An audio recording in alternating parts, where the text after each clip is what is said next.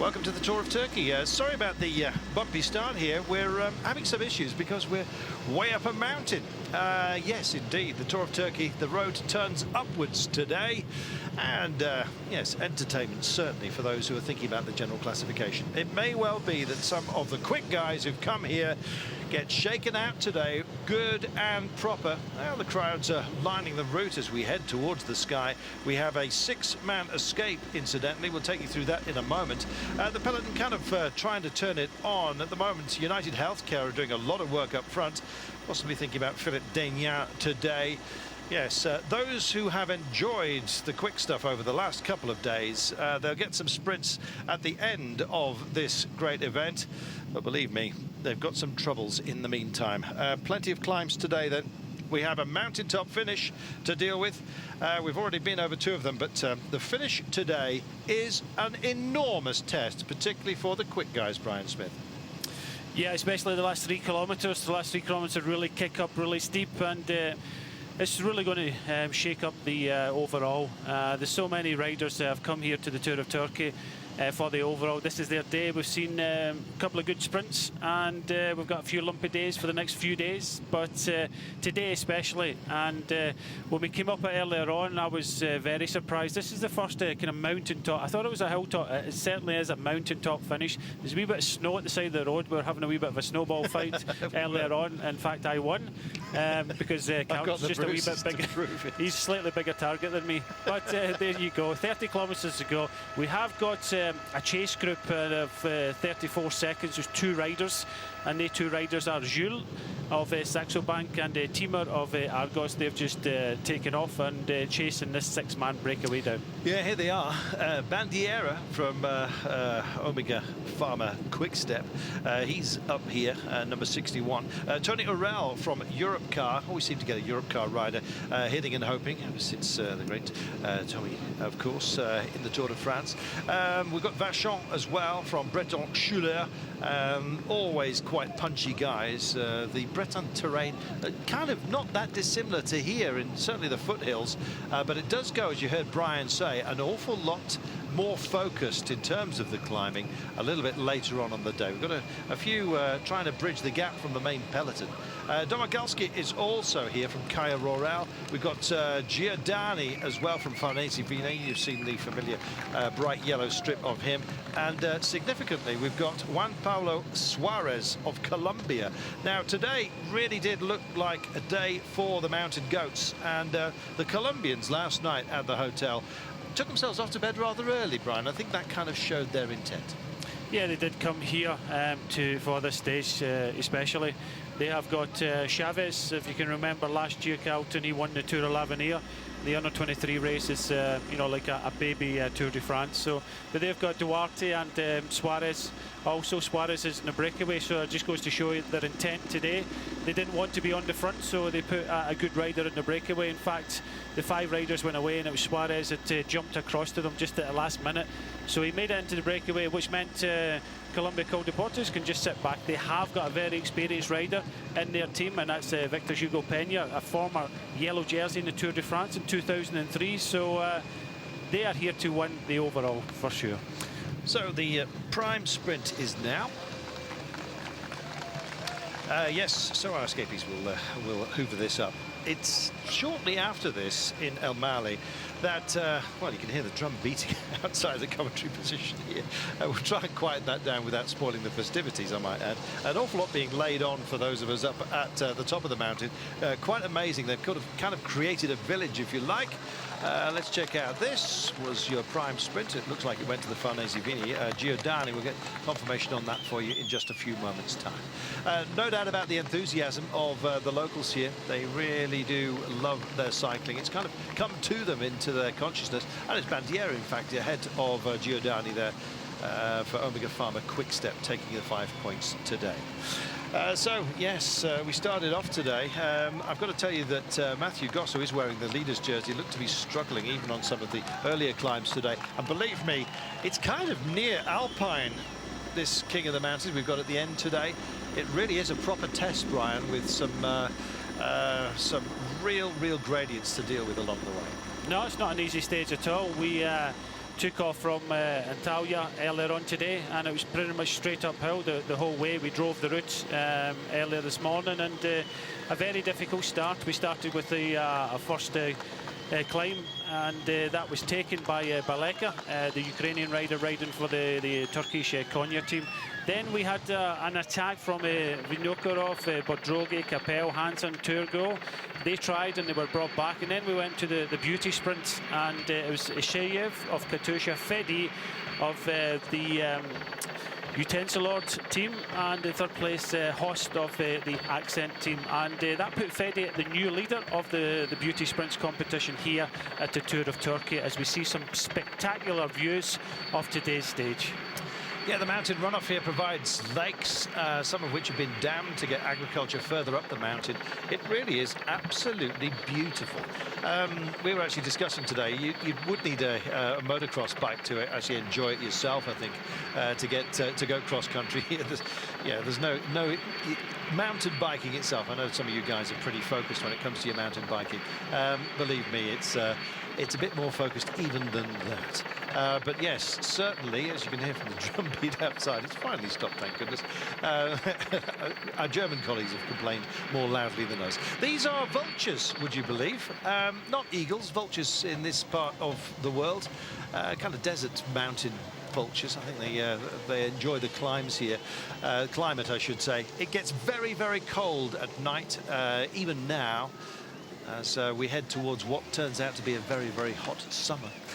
So yes, it's kind of got that feel of sort of North Africa about it, if you're perhaps more familiar with that kind of terrain. It is amazing that, to be honest, such a population is sustained up here, but the water does rush down, drags a lot of mountain silt, sort of topsoil, if you like, that moraine, and then it creates the valleys, very, very verdant indeed. And they grow apples in this part of the world, plenty of them. In fact, they supply 12% of all of Turkey's needs, and they like their apples. There you go. If you go to your health food store and buy some dried apple, it's probably come from Turkey. Pass through some of them today. So we're on the road from Antalya to El Mali today. A total of 152 kilometres. 26 kilometres remaining then. We'll take a break. Back in a moment.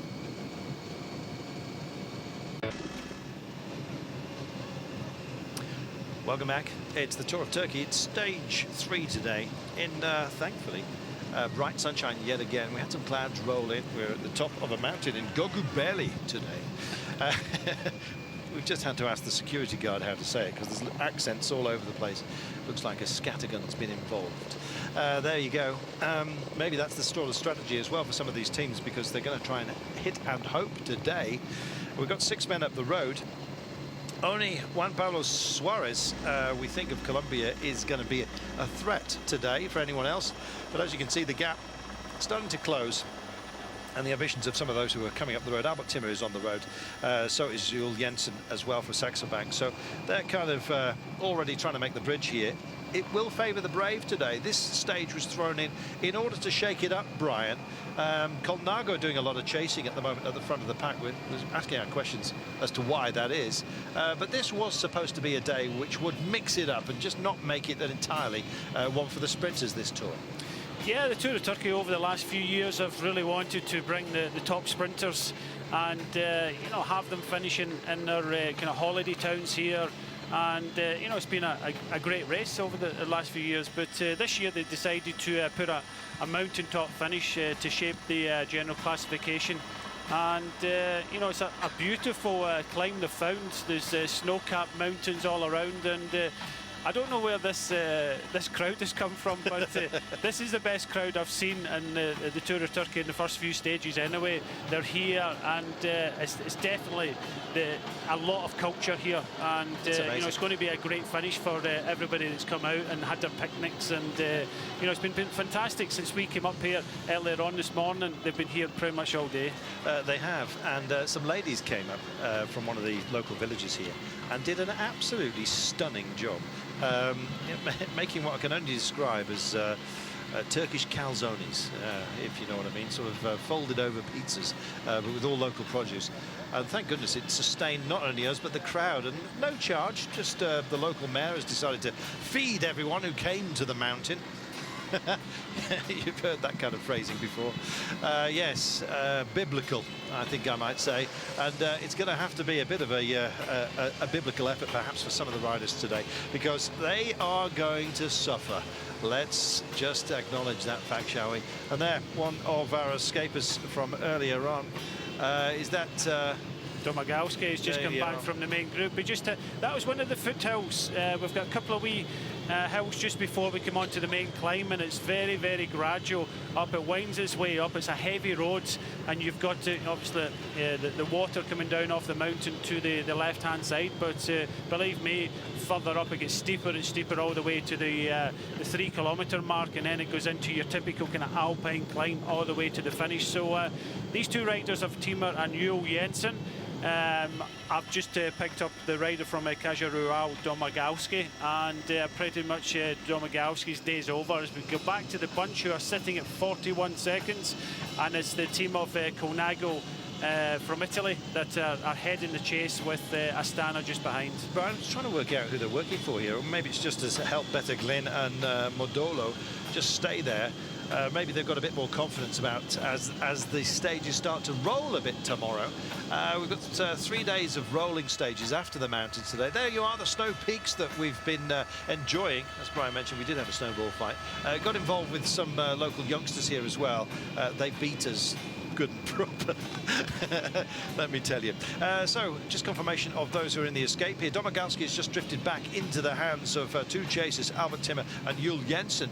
But as you can see, the main bunch is not that far away at the moment. That said, 41 seconds here is going to take an awful lot to get back. We're passing some of the apple trees, incidentally.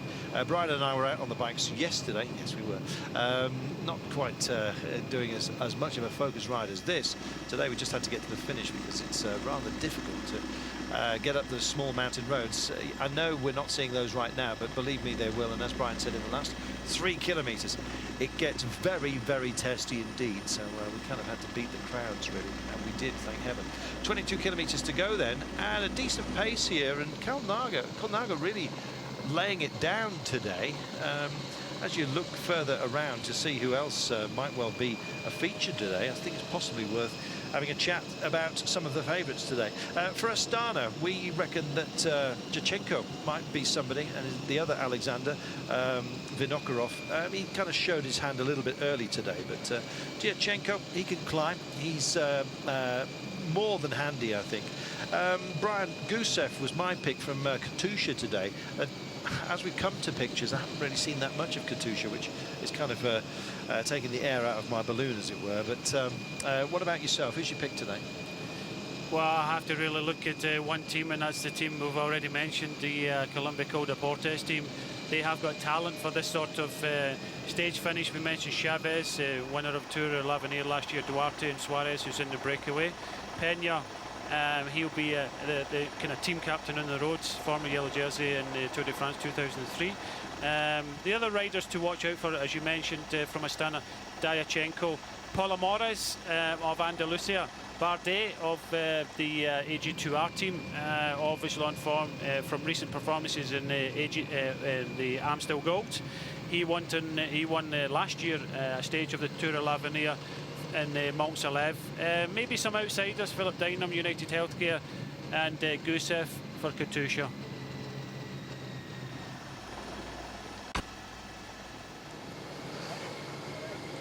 Welcome back. Yeah, kind of a steady pace. Domagowski, incidentally, was part of the early escape that went up, kind of got a gap of more than 3 minutes earlier today. He has backed into Albert Timmer and Juul Jensen, who, yes, I think we're going to have a look at that now. Yes, here we go. And as you can see, the camera bike just not paying over the attention to the Colnago, drifted over the road and yeah, almost got himself into trouble. He sorted himself out now, as you can see.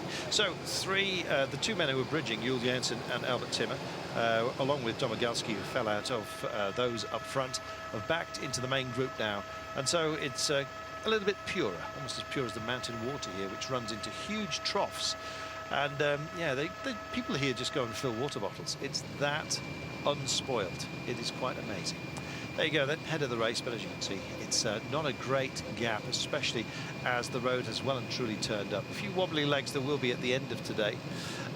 Brian, Smith was wobbly-legged last night, I might add, but it wasn't after the test of our cycling. He went for the full session last night in the hammam. How was it, Brian? Absolutely fantastic. At one point, I thought she was bringing me a cup of coffee, but in fact, she rubbed me down with the coffee beans. It was, you know. They were ground, though. Yeah, I thought I was in what's the Costa point? Coffee or something at one point. But yeah, the full shebang, as they say back in Glasgow. And yeah, what an energy sapping thing it was. I was a bit wobbly afterwards, but yeah, I got through the night. And yeah, you come to Turkey, as they say in Rome, do what the Romans do, and I did what the Turkish did last night. He was being thrown around a marble slab like a piece of liver. Yes, pummeled in such a fashion. It was the big soapy sponge, apparently, which was his favourite bit. He doesn't want me to mention that. And then came the massage and the oils. And believe me, Brian Smith, you've never seen him looking so calm. Anyway, he's back to his old grumpy self today. You'll be pleased to know. Thank you, Carlton. 18 to go now, and just 16 seconds the gap. Katusha just starting to show themselves, so I'm feeling a little bit more confident about Vladimir Gusev, but it might be Michael Ignatieff today, let's not forget. Pataki is not in the happiest place. Apparently he is in the gruppetto at the back, and the word is from some who have been chatting to him, take this with a pinch of salt, if you will, but there are salt mines in Turkey, by the way. Yes, Pataki apparently in his final season, 38 years of age. Whether or not he will in fact retire, I don't know, but he's in that real grump at the moment, which we know about Pataki. He was way down the order yesterday on a stage that really should have perhaps suited him. And he was the lead Lamprey rider as well, so it wasn't just a case of the sprint finishing and knowing he was going to get the same time. Yes, I think he just basically sat up and drifted backwards and just happened to finish with other riders bridging the gap to the finishers. So another career kind of coming to a grumpy end, which is a bit of a shame. Should it be true that Pataki is thinking of hanging the bike up in the loft? We'll see. 18 kilometres to go then. 19 is the gap. And you know what? There's quite a few riders still very much together and in this.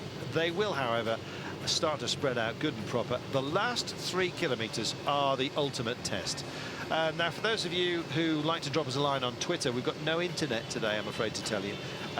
So it's not going to be that easy for us to have a chat with you. In fact, it's going to be impossible. However, we will spark it up a little bit later on. So any comments that you might have, then please feel free to send those in. It's Carlton Kirby, C-A-R-L-T-O-N-K-I-R-B-Y, or Bry Smithy, B-R-I-S-M-I-T-H-Y. I don't think you're getting tweets anymore, are you, Brian, up here? No, it's very limited. I think a lot of people are trying to get some information, but not. But talking about the gruppetto, the sprinters have got a big choice today of whether to make the big effort and stay with the group. Most of them have, but as Carlton has said, that we have got a gruppetto. We're probably sitting about 15 minutes back at the moment, but don't discount Pataki over the next few days. He's maybe not as fast as these guys now, but it's a couple of lumpy days after today. He'll be thinking, right, I'll save my energy as much as possible. Finish probably, 20 odd minutes down today as the gruppetto will probably finish, and he'll be thinking of the kind of lumpier days over the next 3 days. I do hope so. We saw Vinokurov yesterday just coming to the fore, getting himself into the escape. A great name that just wants to be, on screen and up there and showing that he's still the boss, I think. And, well, we're just about to get the call all together here with 17 kilometres remaining. The handshakes are going round. They've done a terrific job. Bandiera, Urel, Vachon, Giordani, and Suarez is still, yes, it's in black of Colombia Color Portas. And past come Colnago. There we go. They've been doing a lot of work for everybody else. Katusha, 3 of them on the right-hand side in their resplendent in red. Yes, I think they've been very disappointed over the last couple of days. Their GC contender, Vladimir Gusev, might suit him. Ignatieff probably the more focused of the climbers for them. Certainly the lumpy stuff will be Gusev's kind of terrain. So yeah, maybe Katusha starting to think about it. You've got to remember they did initially have Galimzanov in their roster to come here, so that was part of the plan for Katusha. And unfortunately, with what's happened, he's not here, and the team have had to pick up the pieces and come here. Okay, it was great to see Flesh Ballon and Rodriguez winning for Katusha after what happened with Galimzanov. So this team has come here as a kind of lead out to help this Galimzanov. So they've been kind of thrown in the mix. But I think that Gusev, being the experienced rider he is, there will be a couple of other riders in the mix with Katusha that might try and get up there. But this is so difficult, this climb. As we see still the Italian team of Colnago at the front. You see the red jerseys of Katusha, Astana in there. You've got to remember the podium last year with Zeitz, and Zeitz is here again this year. But Dyachenko is another rider that they can push into the overall today. Giordani desperate for a drink, calling for it. It won't be long before he gets some kind of sustenance here. No mechanical issue, just needs some water, frankly, and hardly surprising. When the road does do this, it's a shame we can't get the a broader view. I'm sure we may well get it. Before we came here, we came through an area of huge vistas, if you like, through the valley bottoms, and it was quite amazing. It looked like somewhere from Utah or Arizona that you might be more familiar with. A small road, a bit like stretching away in front of us, straight and then wiggling around like a piece of spaghetti. It was unbelievable with this enormous escarpment with mountains at either side of it. Yeah, it really was so dramatic, almost unworldly, I think you might say. But still, as you can see from here, this is the fruit plantations in this part of the world. They do have some vines here as well, I might add, and Turkish wine is pretty, it's nice and rich, a bit like a Shiraz, that kind of thing. Quite hardy, it has to be, I think, because of the conditions here, and as a result, you kind of get sort of a meaty wine. For those of you who like your red meats, it's absolutely perfect. 15 kilometers to go then, and we are in the mountains. Somebody set the flag rather low. Yeah, the canteen light was set rather low last night, and I almost took my scalp off, I might say. All the locals seem to be able to walk under it pretty handily, but being 6'4", yes, I really did get a knock to the old bonds today. Talking about getting a knock, I think it's going to take out quite a few today, Brian. Yeah, we'll just catch another glimpse. It was the national holiday, as we see the high five for the flag there. It was the national holiday here in Turkey yesterday, so a lot of flags, especially very big ones, over all the hotels, all the buildings. So they really come out, and they're a proud nation, as you can see from all the flags throughout the course. And it's a wonderful place to come, to be honest. We've been extraordinarily well treated. Everybody here is extraordinarily friendly. It's really terrific. Anyway, enough on that. Back to today. El Mali today, the finish on Gogubeli, in fact.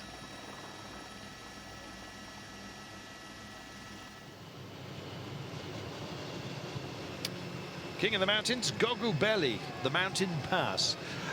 Not that far, I've got to say, away from Fethiye, or Fethiye, or however you'd like to pronounce it. Both apparently valid. 14 kilometers remains then. Yeah, about 70 kilometers once you get to the top here, to Fethiye, over the top. But yes, you've got these sort of alpine villages. Not much skiing, I might add, either. Maybe a bit of Langlaufen, I don't know, but we haven't seen any ski lifts, so no alpine stuff, that's for sure. But very much a sort of a mountain feel about it, Ryan. No, definitely. This is the last village we go through. We go over a couple of very narrow bridges before we had the climb, and as we said, it's very gentle and a kind of rough road for the first few kilometres, and then it really kicks up with 3 kilometres to go. So we're in for a very fitting climax to today's stage, a really tough climb, and that's why a lot of riders are here. But the majority of the teams are here for stage wins. They brought their sprinters, but this will give us a great opportunity to see some of the climbers that are here in Turkey. Yes, absolutely. Some ancient ruins. We've passed a few of them today, not just myself. Yes, the burial mounds of Sebong Hogyuk were raided illegally in 1984. And guess where all the gold amazing things turned up? Amulets, coins and that kind of thing. Faces from, what, they reckon around about 2,500 years BC. They ended up in a museum in Boston. Yes.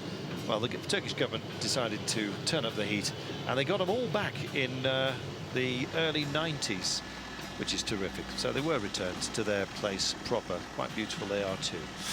13 kilometres remaining then, and as you can see from the scorched earth here, some of the mountain areas do catch the sun rather a bit, so you get that sort of terracotta look to the earth here as it burns up. And as you can see, they're starting to roll just a little bit. Now, there are some really nasty pinch points, and if you are, here's one of them. If you are minded to go on the attack, come over these bridges. I think the next bridge is very soon, less than a kilometre, and it really is very, very narrow. And you can see the teams who fancy it. There you are. That's the rise that we've got today. Some really nasty hairpin switchbacks along the way, and gradients probably between 8 and 12%, I'd have said, having come up here today. Lots of burnt out clutches on some of the minibuses that got up to the top here. It really is that steep, Brian. Yeah, that's a fantastic view of the climb, and even better with the cameras when we get on it. But looking across to the Snow Peak Mountains, you know, I for one never thought you know, Turkey had this sort of terrain, and spectacular finish. You know, I'm really pleased to actually be here, only what, 10 metres from the finishing line, and yeah, I'm looking forward to the final 3 kilometres as we see Omega Pharma come up with the young Scot Andy Fenn at the front. Now, some of the roads that they've had to deal with today have not been the best. We're a bit Strada Bianchi, if you know what I mean. Almost unmade. These roads are pretty decent compared to some of those that they will have had to go across. Not great long sections, I might add. They're just where the highway was being remade. But we were worried about punctures. They seem to have ridden over reasonably safely. I think they probably all just took their time, Brian.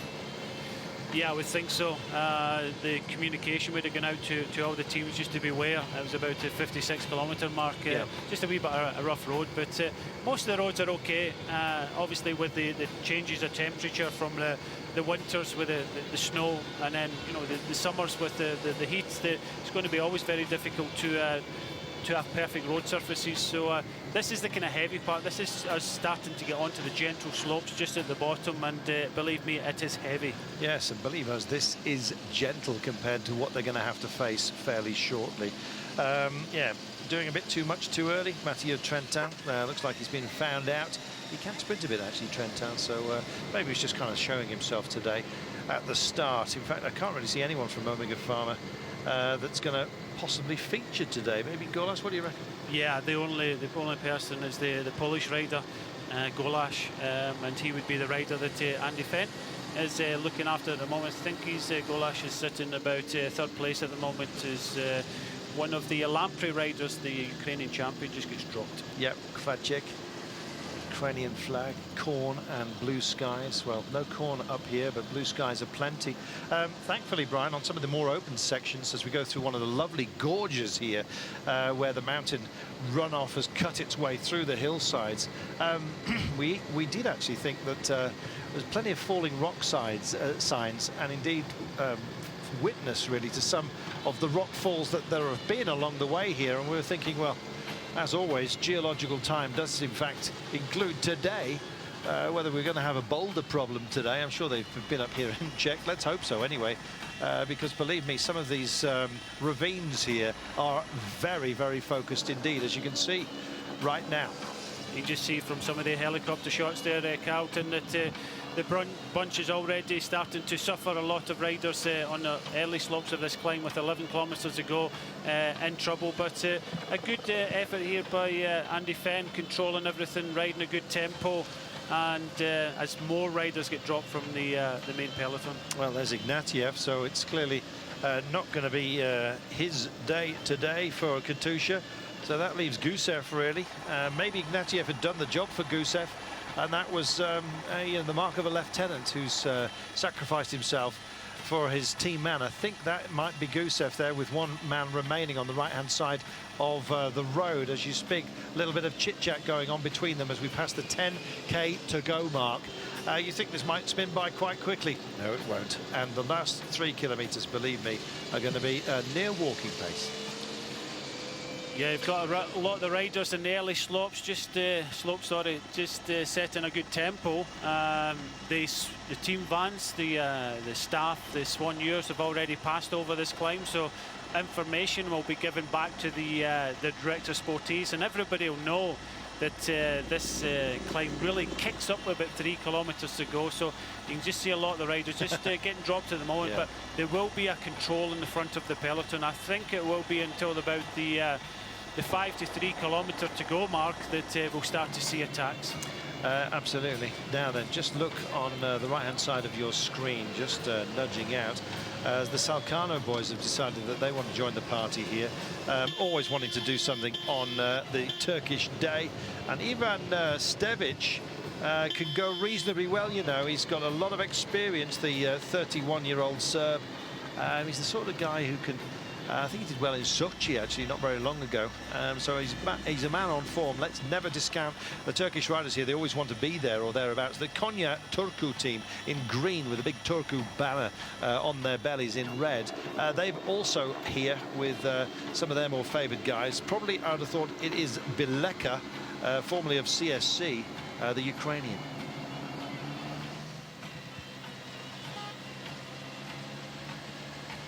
There's Andrei Greipel, my pick yesterday, and in he came.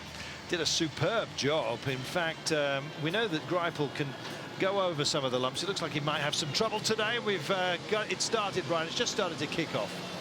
Yeah, it's very early, 9 kilometres to go, and Andalusia have now decided to go on the attack, followed by the Konya team, and that's one of the Turkish team in the green. And it was Astana and Katusha that really wanted to up the tempo a wee bit, but 9 kilometres to go, and these guys start to go on the attack. They get, what, 20 metres, and that's their effort gone, and it's Astana that are controlling things. This is going to happen all the way up. I thought it was a wee bit early, 9 kilometres out. They're just trying to increase the tempo of the main bunch. There's Matt Goss in the leader's turquoise jersey. Turquoise taken from the name Turkey, French, I believe. So Turkish blue originally, that colour. But yes, it is our leader's jersey. We'll have a mountains jersey, of course, the red one. Will be awarded at the end of today, and we really are starting to chug a bit here, so it's pick your favourite, really. Who've they got for Rabobank, who's up the front here all of a sudden? Just trying to pick him out for you. But yes, it really is testy now, and if you think this is bad, just you wait. There's going to be a lot of suffering today, very much so. Accent Jobs as well of Belgium, thinking about it. And yes, this is going to wind on. It would be about now that we have a chat with you on Twitter, but unfortunately we can't do that today. We are well up in the mountains, and you're lucky to get any signal at all. The motorcycle caught on the wrong side of the road, just where the cyclists want to go, and he happens to be bedded in there. Here's your long view of some of the ravines that they're taking here, and yeah, why not indeed, some of them thinking here today. Well, it's Breton Schuler that decides to go on the attack now. They had one rider in the breakaway, Vachon, earlier on, and decided to go on the attack. And again, it's Astana just setting a good tempo. A lot of riders still waiting for the steep parts of the climb. But no surprise, a counter-attack coming from AG2R. One French team goes up the road, another one chases them down. Yeah, absolutely. And it's Astana that are starting to make big moves here, constantly just policing it, if you like. Brian, you mentioned earlier on that Colombia Col Deportes were your pick for today. You've gone for Chavez. They were all in bed, gone, leaving everybody behind at 10 p.m. last night. And that really said to everybody, they're the ones. Got in the lift this morning in the hotel, and I think it was Marentes, one of their riders. I said, good night's sleep? He said, absolutely. I said, this your day? He said, absolutely. Not necessarily him, but his team. You never certainly asked him a third question. No, I'm not allowed. I'm very interested. I've seen him up near the top 10 at the moment. Is the Tekla Hamanot for Green Edge. Tickle you what? Yeah, Tekla Hamanot. He's sitting just about 10th, 12th place at the moment for Green Edge. So very interested to see how he gets on. Yes, we certainly will be. I'll conjure with that name a little bit later. So, beware the Russians, I think we might say, along the way here today. And watch out for Salcano as well. Also in the red, a little bit further back. They can strike higher than you might think. They know the terrain, of course, being a Turkish side. And a lot of the Turkish team there is Matt Goss, by the looks of it, in No, I beg your pardon. Myself in Etap. It's Kiki carrying the green jersey on behalf of Matt Goss in the leader's jersey. Here we go. This is one of the Cognac boys who's decided all the practice deserves to be laid out right now. Now, if I was to guess, I'd say it was Bileka, but we'll have to wait until we get a bit closer here. You saw the percentages there, and just 7,800 meters remaining, and he's decided to go. Here you are, Brian. Absolutely amazing to put in an attack. He's given it absolutely 100% at the moment. We've still got a long way to go in this climb. And you just see the speed of his attack catches a few of the motorbikes out just in front of him. Absolutely amazing. And that's the reason when you attack at 100% like this with quite a few kilometres to go, then you know, nobody's going to go with you. So there's no way he's going to be able to keep this up all the way up the climb. He's got 200 metres at the moment, and this is his stab for fame at the moment. But just look at pain written right across his face. Yeah, well, he's going to have a bit more. He's not that far away from home. He's Bulgarian, so he kind of feels more or less at home in this part of the world. Turkish and Bulgarian wrestling goes on around here. You stick on some leather shorts, they douse you in olive oil, and then you go for it. Yeah, Brian's fancies it. He's experiencing local culture, as he's already told you, with the Turkish imam, the steam baths and massage yesterday. We'll see if we can get him some leather shorts and get him wrestling a little bit later on. I don't know who's going to take him on. It's not going to be me. Yes, I got Gabrowski down as sort of main lead-out man. He's quite punchy and explosive when he needs to be, but he's decided to employ that strategy right now. Nobody's minded to follow him just yet. I don't think they can. He's set in a very fast tempo, and his attack just blew everybody away. He's going to pay for it later on. As we said, with 3 kilometres to go, it does got considerably steeper, but he's got 22 seconds, which is absolutely amazing at the moment. And he's not hanging about. No, really taking it to everyone. It's great to see it. We love seeing this, but yeah. You know, we're expecting the Colombian Col Deportes team to come here and really rip this race to pieces on this climb. Let me tell you about Gabrowski. Towards the end of his career, 34 years of age, 27 wins as a pro, and won the Tour of Bulgaria. That was 6 years ago, though. But you know, he still has a go, and third on the Tour of Morocco this year, so don't count him out. Yeah, it looks like the young rider Bardet we mentioned just at the top of the programme for AG2A starting to come. I noticed Tekla Hamanot for Green Edge prize off the front of the bunch as well. So a few tentative attacks, but this has been the best one so far. When he gave it 100%, hanging on there, 19 seconds, still a long way to go in this climb. Yes, Tekla Hamanot is from Eritrea, the young Daniel. Yes, wearing number 28 for Green Edge. Yes, watch out for him. Great to see that you know, cycling is starting to get cross-nation, cross-continent now, and indeed Green Edge taking on the Eritrean, and yes, he's proved to be a worthy rider when it comes to the mountains here. And what about this? This is the biggest danger of Bardet. Huge. He has shown some great form in Amstel Gold in his first year, and what a rider he did, what a ride he did in the Amstel Gold. He won that stage atop of a climb, Mont Salève, in the Tour of l'Avenir last year. Great prospect for France. And just look at his decimated field. The field sitting there probably about 16, 18 riders left. Nobody really wanted to chase. The 2 Colombians in there at the front, you can just see they have to take it up because this is their stage. But Bardet really going for it, and that was a big danger for them. That was one of the riders they mentioned when talking to the Colombians. Chavez said Bardet would be their biggest threat today, and he's really taking it to them. Well, he may well be a neo-pro. They're talking about him an awful lot. He's 22 years of age, 3 months. But yes, when we asked why is he down as team principal, you know, being such a youngster, and they said he's so good. We actually looked at the list and thought, oh, what they've done is they've just done it alphabetically, but no. That number 1 is worn on his back with very good reason. We'll see how he goes up here. He's clearly got the confidence to do it. Is it maybe just youthful exuberance? And look at Colombia Col Deportes. This was supposed to be our day, and they've decided to light it up here, and we're really stringing out. Yeah, they're still young riders, still a wee bit to learn, and you know, they have to take it on. They want to do well in this stage. And AG2R have got another rider in there just sitting behind them at the moment. But a big effort there for Bardet. Still a long way to go, 6 kilometres, as we said. 3 kilometres to go, it gets a lot steeper. It's 26 seconds to Grabowski. And you can just see a lot more riders starting to be in trouble now. There's Vino. Again today at the beginning, maybe he didn't know that the cameras weren't on just at the time. He decided to shine brightly early on, but yes, I think yes, that little meteor at the moment is just on the wane ever so slightly. He's kind of still trying to boss it really as his team find more and more success. They've had a great week or so, as you've already known. Here are the chasing group then, and what we got here, about 12 riders, 12 possibly, 12 or 14 here. I think it is just 12. It really is starting to take some prisoners here. It's not even the steepest part yet, Brian.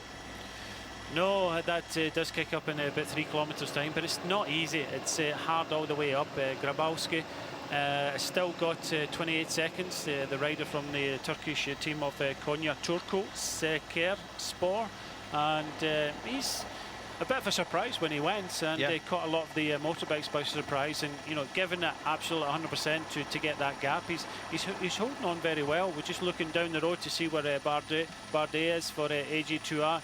He's still alone, and further back, but he doesn't have a great deal when the Colombians pulling him back. Yes, Gabrowski's kind of had, although 27 wins to his career, kind of quietish, I guess. Tour of Bulgaria we've already mentioned. But that third this year in the Tour of Morocco, now that's pretty testy, and there's some mountains there as well. So you never know, this kind of heat and indeed this kind of terrain might well be in his mind. He clearly decided that today was going to be his day at least to do something. And he's doing quite a bit at the moment. 5 to go. It really gets punishing with 3 to go. I'll tell you what, this is 35 seconds, 5Ks to go.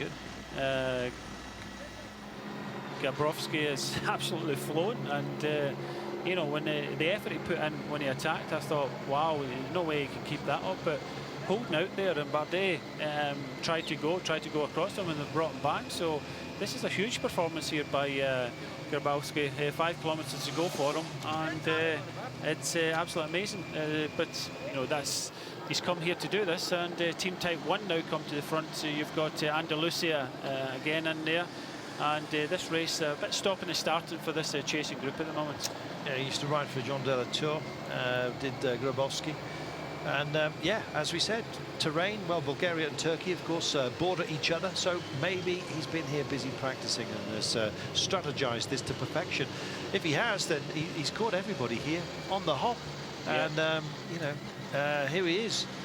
Teklemeno is going for it. And why not? Our Eritrean friend is having a go for Green Edge here. It's nice to see. He was tipped as the Green Edge rider for today. Him and Cameron, I think Cameron Madis is going to be too difficult for him, but Tekla Hamanot is a very, very good rider, very good climber. You just see from his frame, very slender. I don't know why he's looking round so much, but he just has to put his head down, because this group behind are not getting it easy because these attacks. But I still can't believe with 5 kilometres to go that Gabrowski has got you know, still about 30 odd seconds. Daniel Teklemeno. Part of the UCI's World Cycling Training Program, which is great, spreading the good word, taking talented young athletes from anywhere in the world, and he is their Eritrean representative on that training program. Was 6th overall in the Tour de l'Avenir in 2009, rode for the Cervelo Test team in 2010, and yeah, it's been picked up and is expected to do something here. And look at this, this is Galimzianov ahead, and Teklemeno has got a lot to do. I think he's got this wrapped up, Brian. No, there's still a long way to go. 4Ks, 52 kilometres, 4 kilometres for Grabowski, and I wouldn't have picked him as a possible winner today. We don't know too much about the Konya and the Sarkano, the two local continental teams here in Turkey, but this is an amazing performance he's putting in. Tekla Hamanot tried to go across, Bardet tried to go across, and they were brought back, but Sylvain Georges is the second rider to go on the attack from this main group at the front of this. They're worried. They're having to do it individually here because, believe me, they would take a teammate if they possibly could. Everyone's legs are being punished here, and we still have a kilometre to go before it gets very, very nasty indeed.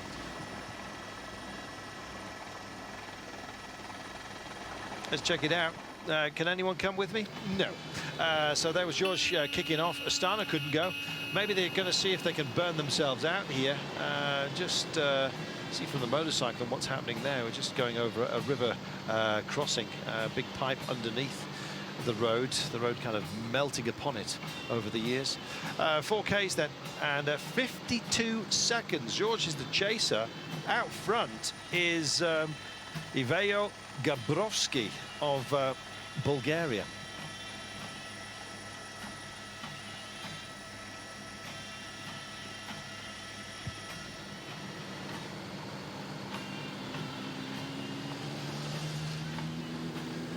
So it seems that everyone who tries to narrow the gap on the veteran Bulgarian is failing here. George is giving it his best, so did his teammate Tekla Amano. Came to nothing so far. Well, he's got a bit of a distance. Hello, Vino.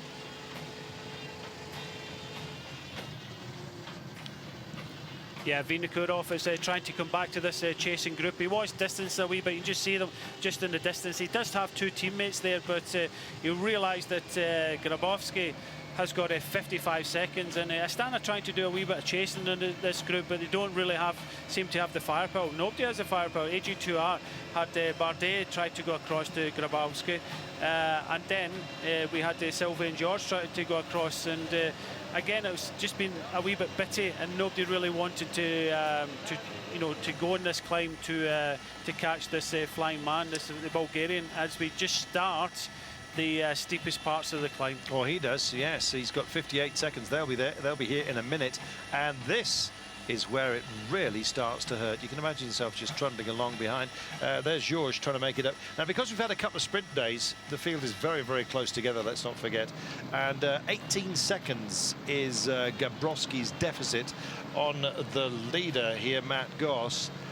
You're not going to see much of Matt Goss today, but if Gabrovski can get over here, maybe the lumps and bumps and some sterling effort from his Konya Turku side might his team could well do something over the next couple of days when it's lumpy. Come on, let's do something together, he says. And nobody managed to pick it up and help out here at all. Yeah, you've got Adanov here in second place, the Bulgarian champion, and it must be a very difficult situation for him to have the Bulgarian rider Gabrovski in front. He'll know him very well, but Andonov rides for a rival team, Caja Rural in Spain. That's a rider in the Bulgarian champions jersey with the red shorts at the moment.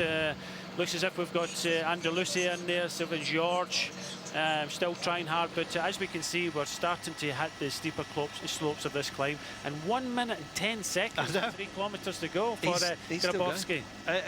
It's basically because nobody else can offer any assistance to anybody, and so all the individual efforts are coming to naught at the moment, and Gabrovski is just pulling away. Just look at the clock, it just keeps clicking more and more distance. Minute and 7, and still they try to close the gap. A minute and 10 now. Yeah, as Bardet goes again, Polomares for Andalusia trying to go with them, and Adanov still in there for Caja Rural, the Bulgarian champion, but Sylvain George will just sit on them at the moment. But this is a big effort by Bardet. He has to do it now. 1 minute and 7 seconds. It's 3 kilometres of very steep, hard climb. We've already had a hard climb already, but you can just see it. This has decimated the chase, and for what we thought starting this stage, the Colombia Col Deportes team are really struggling now. Right, let's look at his demeanour. He's still in the saddle, just keeps giving himself a bit of momentum and then sitting back down just to try and rest up the thighs. 3Ks, it'll be 2 in, well, quite a long time, to be honest. Bardet really has struck out here. Who's he managed to drag along with him? Bardet is the sole chaser just for now. Haven't got any intermediate gaps, but just pick a rock or anything you want and then just start counting back yourself, and you'll get the seconds distance between himself and those behind him. I reckon he's got about 8 to 10 seconds on those behind, but he himself is also going better here, Bardet. But Gabrovski is a class apart at the moment, and I don't know whether the cameras are just ignoring him because they don't think he's going to make it. But he deserves our respect, to be honest. There he is. He doesn't look happy. Well, I just feel the concentration. This is really hurting him now. He did go on the attack with quite a few kilometres to go. Must have been, what, about 7 kilometres to go. He went on the attack, and he really shot out the peloton. And with the attack, everybody, you know, I was thinking that there's no way he's going to keep this going, but he has. He surprised everybody. I think he surprised everybody in the race.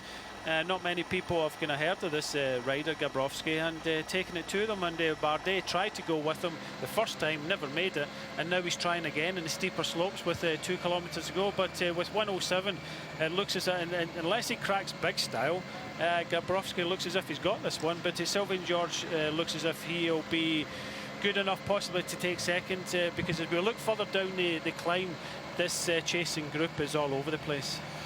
It certainly is. A minute and 7 still, and they really are totally strung out. As Brian said earlier on, we didn't expect, although we knew it was 10%, we thought, well, it's maybe not going to be that punishing. But it certainly has been. That elbow is not flicking out for somebody else to join him up front. He knows he's alone, and he could have timed this absolutely beautifully, knowing his own capabilities and seeing the what today's stage had to offer. Ivailo Gabrovski is looking absolutely brilliant at the moment, and unless it's a spectacular blow-up, he's going to take this. Yeah, looking very good at the moment. He doesn't look as he's built as a climber. These Bulgarians are very strong riders. You can just see them just punching away, sitting down, pulling faces of pain, and you know, Bardet is really struggling to you know, to cut this gap down. It's going from 1:07 to 1:10.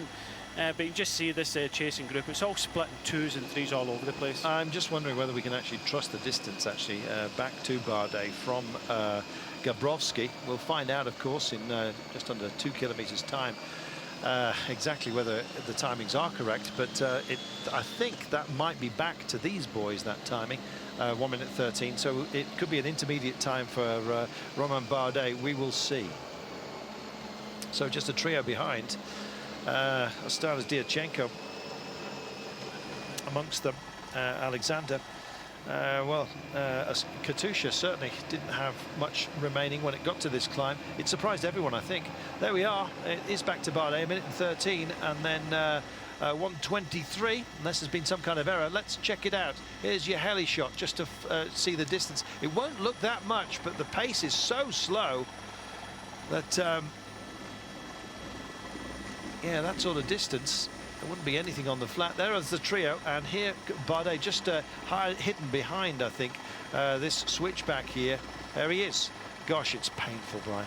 Yeah, we're just hearing that Tekla Hamanot has been dropped from the chasing group now, but absolutely amazing ride here by Grabowski, and most of these riders, this will be the first time they've actually seen this this hill, because nobody has come over here to wreck here. They do it for a lot of big races, but not saying the Tour Turkey isn't a big race, but to come over here in the time, it's very difficult for them. So for the local team of Konya Turku Sekar Sport, it looks as if they're going to have a leader's jersey, and a stage one here was absolutely fantastic for this Tour of Turkey. As Diachenko, you've got Andonov of Kajaruan, Polomares of Andalusia really struggling these last few kilometres, but it looks as if Gabrovski is going to be taking this stage one in a leader's jersey with Bardet in second place. And the time is just stretching further and further. 1 minute and 19 now. Well, Gabrovski, all the 4 riders here have come through. I'm talking about the advanced motorcyclists, and there he is, Gabrovski, and it does ease up a little bit towards the end, Brian. He's going to get the respite. He's under the 1K banner. There is the Flamme Rouge. I think that's half a smile he's got on his face. I think it is. Grimacing. What an absolute amazing performance. This is great for the Tour of Turkey, to get one of your continental teams to win even a stage, but just take the leader's jersey. They're going to have a hard time to control the field, but what a healthy advantage. And it does look as if Bardet is cracking a wee bit, because Diachenko, Andonov of Kajarual, and Polomares coming back to him. Well, what a brave effort it was by Bardet. Great man in prospects, and you never know, the next couple of days, as the terrain does start to roll, then or maintains that roll, I should say, it could well come to him. But today, there's no doubt about it, we look back from our commentary position here, back down the mountain, and we wait for Ivaio Gabrovski. Gabrovski, 34 years of age, and this is going to be the biggest win, I think, of his career. All right, he won the Tour of Bulgaria, but Tour of Turkey is way up there these days in terms of the palmares and in terms of respect from the peloton.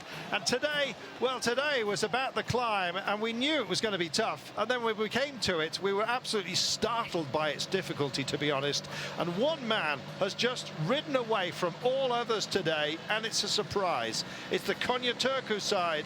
It's not a Turkish rider, though. It's the Bulgarian, Ivaio Gabrovski, who's left everyone in his wake, Brian. Yeah, you can just see the chasing group with 1 kilometre to go. Bardet on the left-hand side, he's cracked. Diachenko at the front for Astana. Andonov for the Bulgarian, surprise, surprise, in the Bulgarian champs jersey. Sitting in second place. Palomares of Andalusia in third place is Bardet, now sitting at the back of this group. But what a terrific performance here by Grabowski for the Konya team, a local continental team. You're talking about, you know, the third level team. You've got World Tour teams, you've got Pro Continental, and then you've got Continental. This is a local continental team that Grabowski now rides for, and what a magnificent day for them. Absolutely superb, and just look at how those who are not going to win today are struggling. Diachenko at the front here for Astana, resplendent in the Kazakhstani flag colours. But look at this, Konya Turku Sekospor is the name of the team, and the man himself, Gabrovski, has just left everybody in his wake. He's taking the last couple of turns here. He's not going to let this go, because euphoria is going to start kicking in. It's been the most dramatic of pushes here, and he's left everyone behind and done it brilliantly here. We're just going to wait for the clock to count back. The crowd have got sight of him right now. All eyes down there, hitting the hoardings hard, and the drum beat, there you can hear it in the background perhaps here, as the band strike up, and all the music is for Ivaio Gabrovski. Brian Smith craning his neck to try and see amongst the hordes of fans who've turned up here, and everyone else, it's just a huge grind. Here he comes, 200 meters to go only, and all those flags are for this man. Absolutely amazing. Amazing performance, Brian. Yeah, fantastic, and this is his biggest win for the career for the team as well. And you know, for the Turkish crowd that are up here, absolutely amazing. Great atmosphere all day, and it's going to be a great stage. 100 meters to go, and this will feel like about the last kilometre. You know what? Euphoria surely is going to be part of his effort to go across the line here. The toughest, perhaps, 100 meters of his career, but perhaps also the most joyful. Here he comes. He hits the plateau. What a result it's been for Gabrovski here. Oh yes, what a performance. That line has never been more welcome. He hits the handlebars, and somebody take him in their arms. Brian, I'm getting a bit choked. Yeah, what a brilliant result. And just look at the three that are coming up for second, third and fourth place. And Bardet, who attacked twice in this climb, as we say, is cracked, and second and third place. And what a day it is, not just for Turkey today, but for Bulgaria. And they could have another rider on the podium here. He rides for Kaja Rural. He's sitting with the Bulgarian champs jersey on, number 131. But Palomares in the left-hand side in the blue for Andalusia. But at the front, who's done most of the chasing, is Diachenko. And what a fantastic result it is for this local Konya Turku Sekospor team. Well, they're going to race for it, because any gaps will be important here, and they'd like to put some between those who are around them. Let's not forget that. And here we go, and I think it might be a Bulgarian 1-2, will it, today? Anybody's guess. They're going to hit the plateau before you know it, Brian, here. Yeah, it's Palomares that tried to attack there, but absolutely nothing in the legs. None of these three riders have got much left, and it could turn into the Bulgarian 1-2 as Andonov just goes for it. Diachenko tries to go with them, but it looks as if Diachenko's got enough energy to take second place. And he does. Diachenko gets it, but Bulgaria 1 and 3 today. What a day it has been. They put in this mountain climb to kind of mix things up a bit, favour the brave, I think you might say. And on the day, there was nobody more brave than Ivaiko Gabrovski, who has won today for Konya Turku. Well, the clock counts back, Brian, and we're going to have to wait for an awful long time. I think it's going to take us a long time to get off this mountain today. Yes. But Diachenko sitting 129 back, so it's a healthy advantage for the winner today. Yeah, and we're talking as well about the mountains today.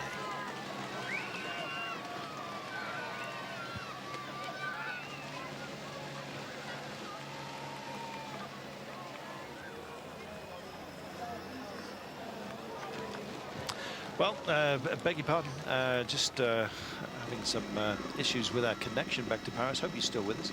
Yes, tomorrow, Brian, we have more lumps to come and a healthy advantage for Ivaio Gabrovski.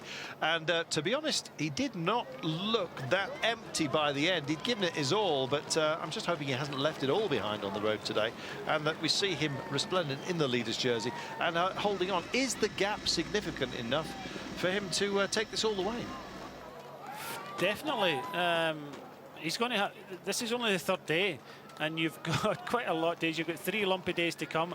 All it needs is another breakaway to go up the road, and you know, the Konya team will have to try and go for him. Diachenko finishes 129 behind. Andonov for Cajarual sitting 132, and Palomares at 134. It really depends on who finishes the kind of top 10, top 20. But this race is by far not over at the moment. You've got Battiglin and Enrique Battiglin sitting there. He's at 2 minutes and 38 seconds. Last year's winner, Efimkin, finished in 6th, 2 minutes and 13 seconds. So William Rutley up there for Spider Tech, 2 minutes 55 seconds. 9th place today was Golash for Omega Pharma, 2:52. So as we see, Tekla Hamanote finishing absolutely spent. So this race for me is not over yet. Everybody will look at this and go, we have to go on the attack in these next few days. As we see chaos at the top of this climb with the team cars trying to come round, and so many riders still to finish and battle their way to the top of this climb. For me, the next 3 days are going to be crucial. I don't think the overall is completed today. It's a great ride by Grabowski, but having 2-3 minutes, all it needs is a break to go up the road. His team go to the front over the next few days. It's going to be very tough to hang on to this leader's jersey, in my opinion. Do you know what, though, Brian? The Konya Turku boys, we've actually seen them even on the sprint days. They've been up there, they've been about. We know the jersey, and it's because of the efforts that they've put down. And today, well, Gabrovski has done something rather special. We loved it. I got a bit choked up myself on his behalf, to be honest, as he just rested up at the side of the road here. Not many minded to go too far beyond the line today.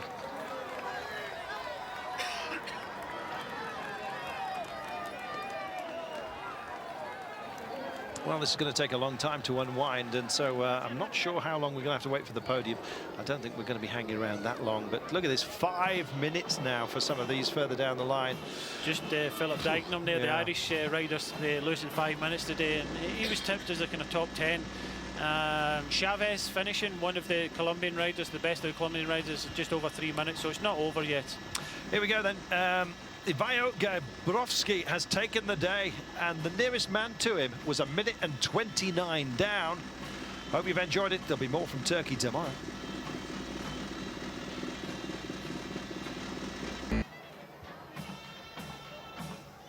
Welcome back. Look at the reaction of his team. Well, I don't know how your Bulgarian is, but I think that's the language we're going to be speaking. Today it's the language of love. Look at this. The crowd absolutely adored that. And indeed, so did we. Fabulous, fabulous stuff. We've got one of the minor teams here that have really taken a massive step forward. They've showed their ambition over the last few days. They've been up there in the chasing groups. They've wanted to just stay within any kind of within range of anyone who might be minded to take a push out there. Well, it happened today, but it was one of their boys, Gabrovski, who just went. He timed his escape to perfection. I think nobody gave him enough respect, Brian. Well, they need to now. Well, I don't think you need respect in this climb. It's whoever's got the legs, and you know, he certainly had them today. When you've got that amount of power, it's who's got the most power to get to the top of this climb the quickest is going to win, and he did it. And surprise to everybody, he wasn't on MD's lips this morning about being a potential favourite, and just look at where he is at the moment. There he is, and Gabrovski is something rather special. There's the general ranking. He's going to be wearing the turquoise jersey. Alexander Diachenko, nearest man to him in the standings, 1 minute and 33 down. Quite remarkable. Well, we'll take our leave, I believe, finally. Thanks for being with us today. It gets lumpy tomorrow. More action, I'm sure. Hope to have your company. Brian, we've just got a few minutes left to enjoy the vistas here. Enjoyed it? Yeah, absolutely amazing. You know, this is the first mountaintop finish, and I think they have to take a big pat in the back. The crowds that are here, the locals that have come out, and really over the last few years, the Turks have taken this tour waited to for the their steeper hearts. section. You took the big gamble and went early. Tous les autres ont attendu. All the others, well, you heard the question. I think Matt's going to translate for you, but anyway. À 10 km de l'arrivée. Yeah, well, I chose that. I had a look at that. This was the stage I chose, he says. Yeah,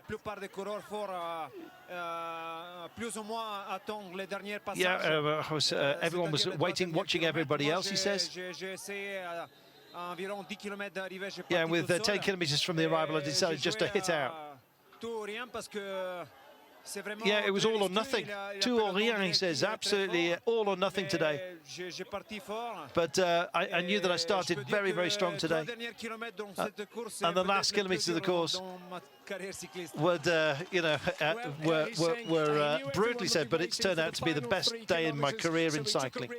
Went early because he knew that the other riders, the better climbers, would be waiting for the end. So he made that decision, went off on his own, and he says the final 3 kilometres here were probably the hardest of all his career. And now you have to defend the race lead with the little Turkish team against the might of Astana for another 5 days. Maintenant, vous devez défendre le maillot du leader avec votre petite équipe turquoise contre la force d'Astana. Well, absolutely. It's not the first time that I've had to do this. I had to do that in 2007, he says. Protecting the jersey is something that I can do. In 2007, that was a different Tour of Turkey, a much smaller, more humble race. And now I'm happy to be in the race lead and to have got myself a stage win. And we will do everything we can to defend it. Merci beaucoup. Yes, thanks. Thanks to Matt Rendell. I just couldn't quite hear. I was doing my best to translate as he was saying it. But there you go, Matt doing a super job for us. Polyglot that he is, and this was the moment of victory. Spectacular, Brian. Yeah, amazing, and you know, we can't write this man off or this race off, but I think over the next 3 days it's shaped up to be a very exciting race. If anybody's wanting to try and win this race, you only have to look down the order of Vladimir Finkin, who won it last year. He's only at 2:23. Enrico Battiglin is at 2:48. Golash 3 minutes and 2 seconds. These guys have to go on the attack, so it's going to be very interesting over the next few days. Well, Konya is a sugar manufacturer. The Konya team have never tasted a victory so sweet. Don't forget, tomorrow we'll be back. Hope you can join us for that. It's going to be a wonderful course. It'll rock and roll a little bit. To whose tune will they be dancing? That of Ivaio Gabrovski. I'm Carlton Kirby. Alongside me is Brian Smith. We've really enjoyed it today. Hope you have as well. We look forward to more as the Tour of Turkey goes on.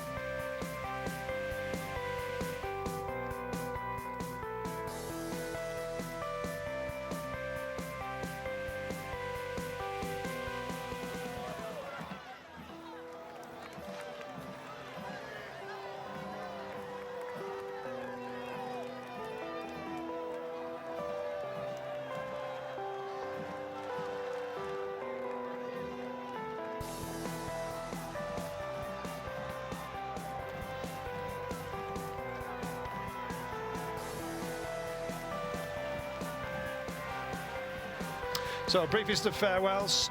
We'll see you tomorrow for stage 4 for Daya to Mararis. We'll see you then. For now, it's bye-bye.